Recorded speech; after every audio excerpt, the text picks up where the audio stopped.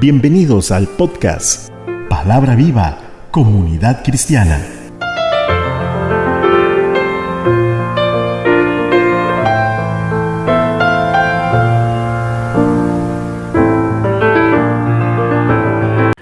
Un saludo afectuoso para nuestros escuchas. Hoy meditaremos en los fracasos que tuvo el pueblo de Israel en la conquista de Canaán, en los libros de Jueces, capítulos 1 y 2. Dios Todopoderoso, danos sabiduría para entender y comprender tu palabra y ponerla en práctica. Así te lo pedimos en el nombre de Jesús. Amén. Finalmente el pueblo de Israel había entrado y tomado control de la tierra prometida a sus antepasados. El libro de Jueces continúa la historia de esta conquista que comenzó en el libro de Josué. Por el poder de Dios, los israelitas habían conquistado a muchos enemigos y superado muchas dificultades, pero su trabajo todavía no había terminado.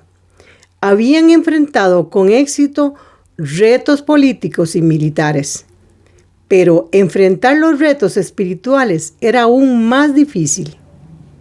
El estilo de vida de los cananeos, pecaminosos pero atractivo, mostró ser más difícil.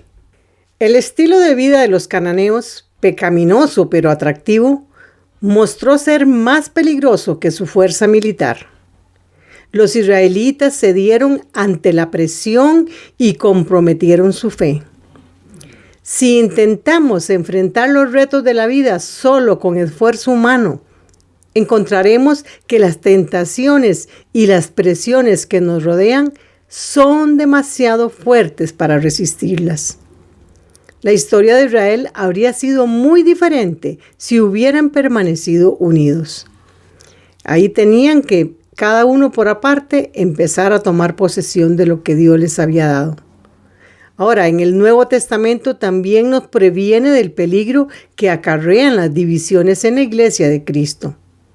Como pueblo de Dios, cada iglesia debe presentar un solo frente, como un solo cuerpo que es.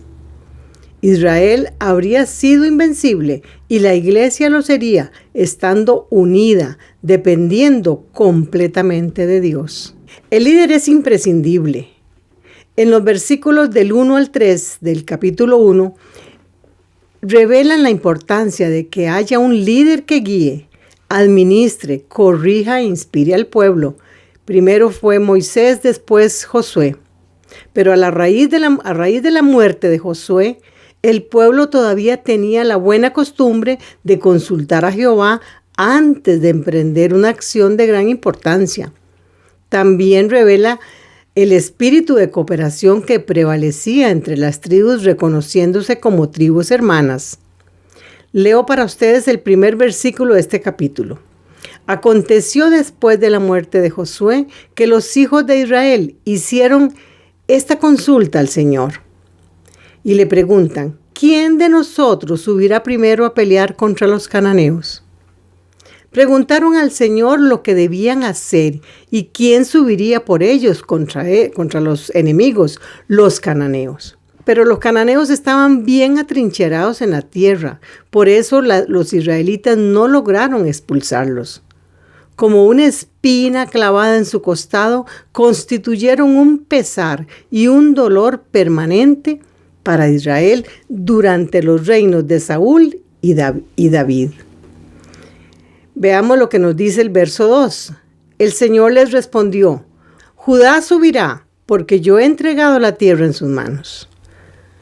Eso es una gran promesa. Los cananeos en su mayor parte estaban en la tierra que había sido adjudicada a Judá y también a su hermano inseparable Simeón. Eran el principal enemigo.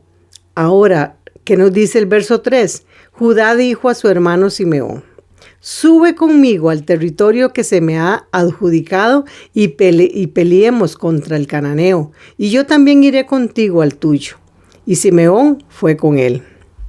Ahora, a primera vista, esta circunstancia parecía ser un buen indicio de colaboración entre los dos hermanos, y lo fue de hecho, pero también fue un indicio de debilidad en la tribu de Judá. Pedir ayuda a otra tribu para expulsar los enemigos cananeos de su porción particular de la tierra. Debían haberlo hecho ellos mismos, con la ayuda de Dios, ya tenían la promesa. Ahora, como resultado, los cananeos nunca fueron completamente expulsados de aquella tierra, porque la obediencia no fue completa. Leamos lo que nos dice el verso 4. Judá subió, y el Señor entregó en sus manos al cananeo y al fereceo. Uno creería que después de este primer paso de victoria, los hombres de Judá tendrían la confianza de que Dios les entregaría su herencia a ellos. Pero no fue así. En lugar de creer y obedecer a Dios, escogen morar entre los cananeos y hacer concesiones con ellos. Como resultado, Israel adopta prácticas paganas, pierde su santidad y cae en la decadencia moral. Los israelitas primero tomaron la región montañosa. Las colinas al pie de la montaña que quedaban entre la región montañosa y la costa fueron la escena de la guerra continua entre Israel y los cananeos, porque estos no se fueron del territorio. Cuando los israelitas se establecieron en la tierra prometida, estaban sujetos a la influencia y las tentaciones de la religión cananea. Era una religión degradante y muchas veces a los israelitas se les olvidó su pacto con Dios en el monte Sinaí. Cayeron en la idolatría y en la apostasía y fueron derrotados muchas veces. En el verso 19 notamos una victoria, pero a medias de parte de Judá, que luego les traerá graves consecuencias.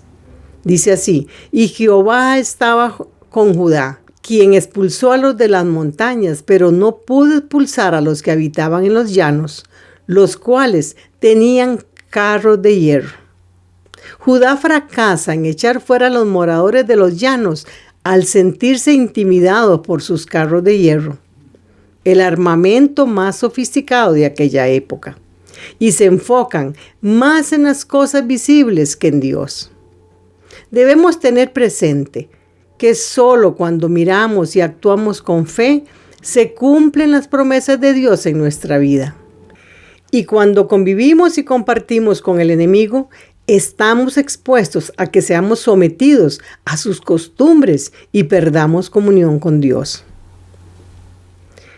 Consideremos ahora las victorias incompletas de Benjamín y Manasés, otros dos tribus. 9 de las 12 tribus que son mencionadas en este capítulo se citan con relación al fracaso. Hemos considerado ya las tribus de Judá y Simeón, y ahora vamos a ver las de Benjamín y de Manasés. El fracaso es algo que persistió en cada una de las tribus de Israel. Y así sucesivamente.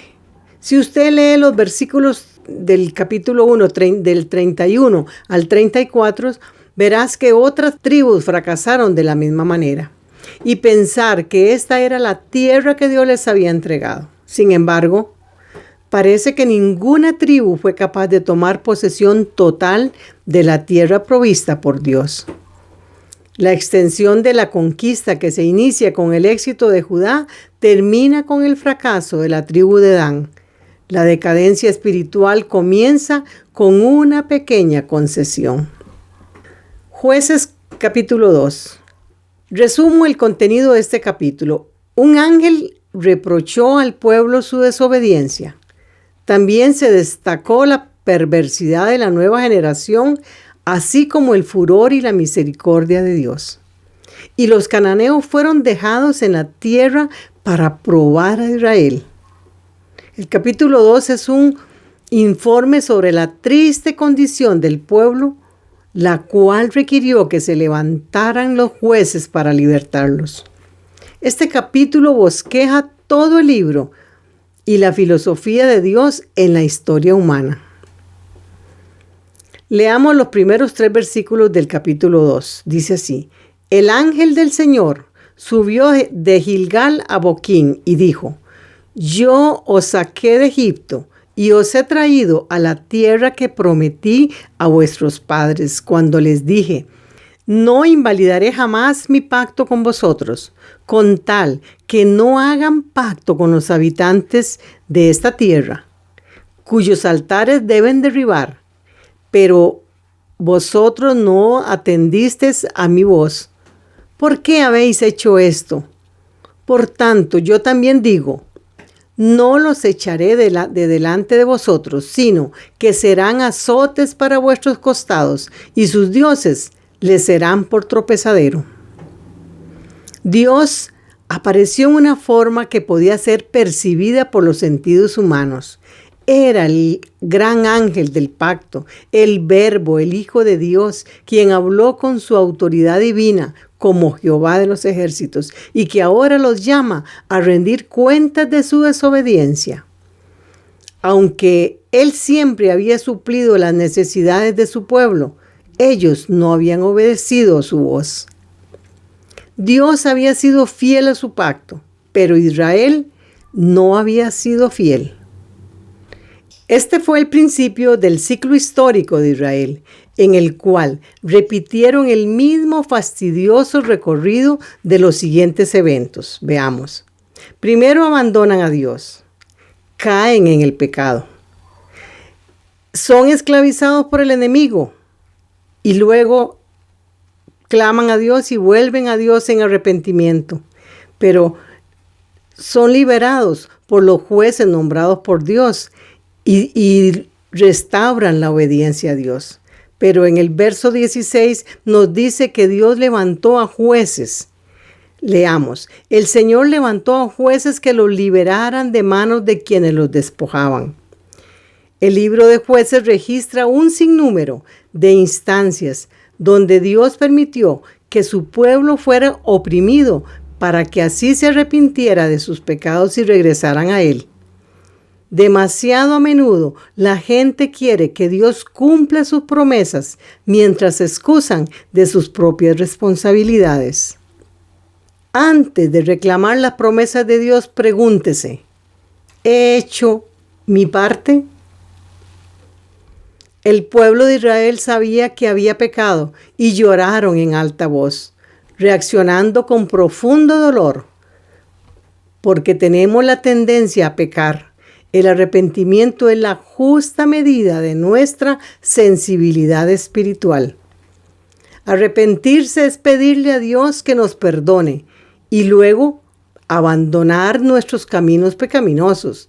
Pero no podemos hacer esto de una manera sincera a menos que realmente estemos arrepentidos de nuestros pecados y tengamos un cambio radical. Podemos resumir los primeros 5 versículos de este capítulo 2 en cómo Dios nos recuerda la confirmación de su pacto y cómo debían actuar ante el mundo. Primero, debían derribar todo altar de idolatría. ¿Pero qué hicieron? No atendieron a su voz. Por lo tanto, el enemigo se fortaleció y no lo pudieron echar de sus tierras. Se convertirían en azotes y tropezaderos, dice la palabra. Un tema de tomar como reflexión personal para enmendar nuestras vidas. Cuando estemos conscientes del pecado que hay en nuestra vida, debemos admitirlo plenamente ante Dios en lugar de tratar de cubrirlo o de esperar salirnos con la nuestra. En el verso 10 dice, y toda aquella generación también fue recogida con sus padres, murieron, y se levantó después de ellos otra generación que no conocían a Jehová ni a la obra que Él había hecho a Israel. Cada generación fracasó al intentar o no enseñar a la siguiente generación a amar y a seguir a Dios. Pero esto estaba en el mero centro de la ley de Dios. Es tentador dejar la tarea de enseñar la fe cristiana en la iglesia o en la escuela. Sin embargo, Dios dice que esta responsabilidad pertenece básicamente a la familia. Debido a que los niños aprenden mucho con el ejemplo, la fe debe ser una cuestión familiar, un deber familiar. Nuestra desobediencia exige juicio, pero Dios nos muestra su misericordia al darnos un escape del castigo que nos merecíamos por el pecado a través de Cristo, quien es el único que nos salva del pecado. Cuando oramos por perdón, estamos pidiendo lo que no merecemos. Recordemos esto, pero cuando damos ese paso de arrepentimiento y confiamos en la obra salvadora de Cristo a nuestro favor, podemos experimentar el perdón de Dios. A través de este periodo de la historia, Israel pasó por estos ciclos. Primero, rebelión contra Dios. Segundo, es invadido por las naciones enemigas. Tercero, es liberado a través de un juez temeroso de Dios. Y cuarto, permanecen fieles, pero solo cuando estaba el juez. Y nuevamente se olvidan de Dios cuando el juez muere y vueltos nuevamente a la rebelión.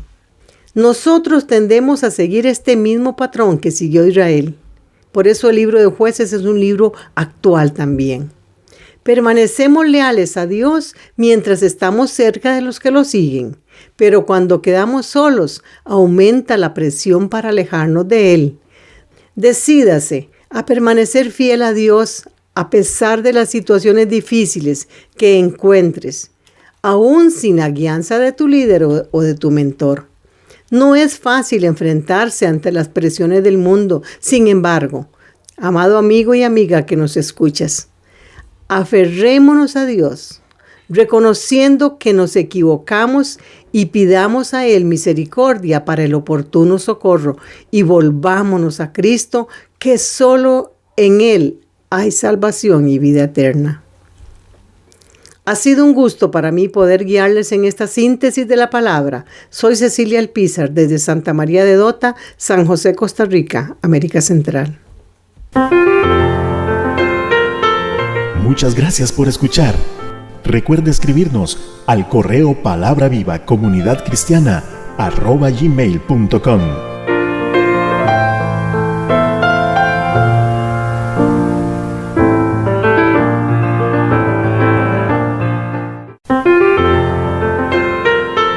Palabra Viva, Comunidad Cristiana. Todos los derechos reservados.